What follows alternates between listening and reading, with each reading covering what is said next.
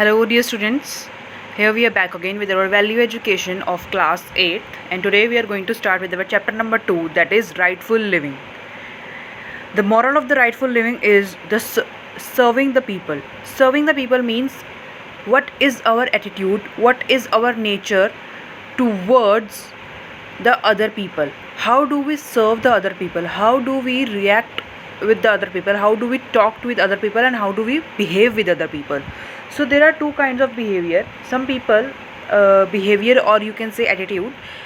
Some people always ready to take something or so many things or everything from others. They are the people and whose their attitude is like of taking everything. And some people whose hearts are very very big, and sometimes we say that this person's heart is very big, so we say that this person his attitude is of always giving everything. Some people give everything are ready to give everything to others, like they said, take my thing if you don't have your, take this thing if I have two, so you can take one from me. Even sometimes they said, I'll manage, you can take my thing. So these kind of people are very big hearted people, and they are, the attitude which they serve with the people is the attitude of giving. And in this chapter we are going to study about the two type of people whose attitudes are of taking and giving. So we should always adopt the behavior of attitude of giving. We should not be materialistics, and we should always adopt the attitude of giving and helping others. Here in this chapter we are going to study about one story of gods and demons. In this chapter, one boy is asking his father that what is the difference between gods and demons. His father replied that, son, in order to explain you the answer that what is the difference between gods and demons, I will arrange a party at home, and in that party I will call all the gods and demons to attend the feast. At the end of the party, their behavior will tell you that what is the difference between both of them. So the date was fixed for the party, and all the gods and demons were invited and were given the very good invitation. The demons were very disorganized, noisy and impatient, and they demanded their host to give them VIP treatment, very very important person type of treatment. And they also demanded that food should be served to them before it's served to God. Demons and gods are, you all know, we daily pray to God to give us peaceful life, to please save us from any unhealthy environment or any bad diseases, and we always pray to God. And God is so nice to everybody that God listen to us, and they always want their children to live happily. But demons are something opposite to the God, and demons are like those who always think about themselves, who never think better or good to others. So they are very selfish, and they want from the host. Who's the host? The father is the host who has organized the party. The demons want that the father, who's the host, should serve food to them before gods. The host agreed with their demands, but host agreed this on one condition, that they would tie a wooden plank on both of their elbows before they start eating. That means when they start eating the food, before eating they will tie the wooden plank, just like as you all can see in your books, that wooden planks are tied in both the hands of demons and gods.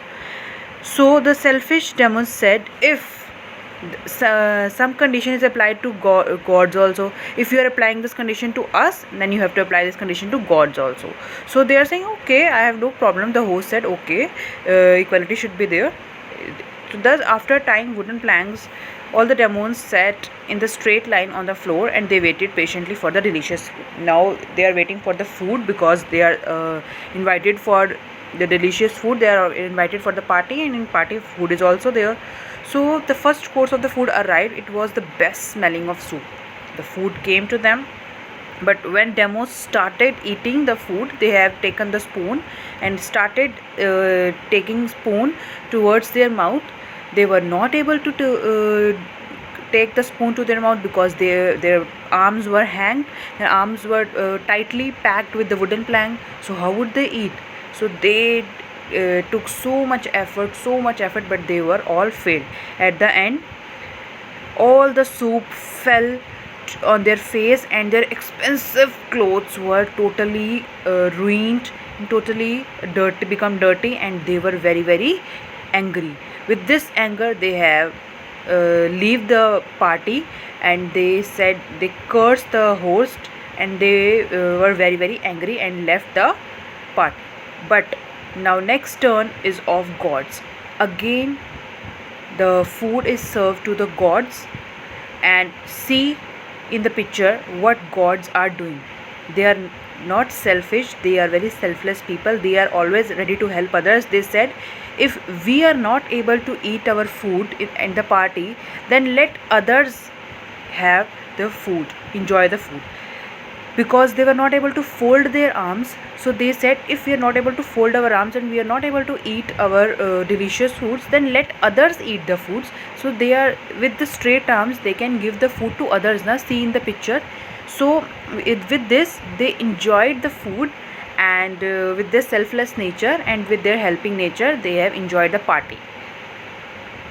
So what they are actually trying to give you the value or give you the moral is that whatever you give today will come back to you tomorrow. That means if your attitude is of giving something to others, that will definitely come back to you. That means if one god is not able to eat something, then he said, then if I am not able to eat my delicious food, then let my friend, the other person, can have and enjoy that food.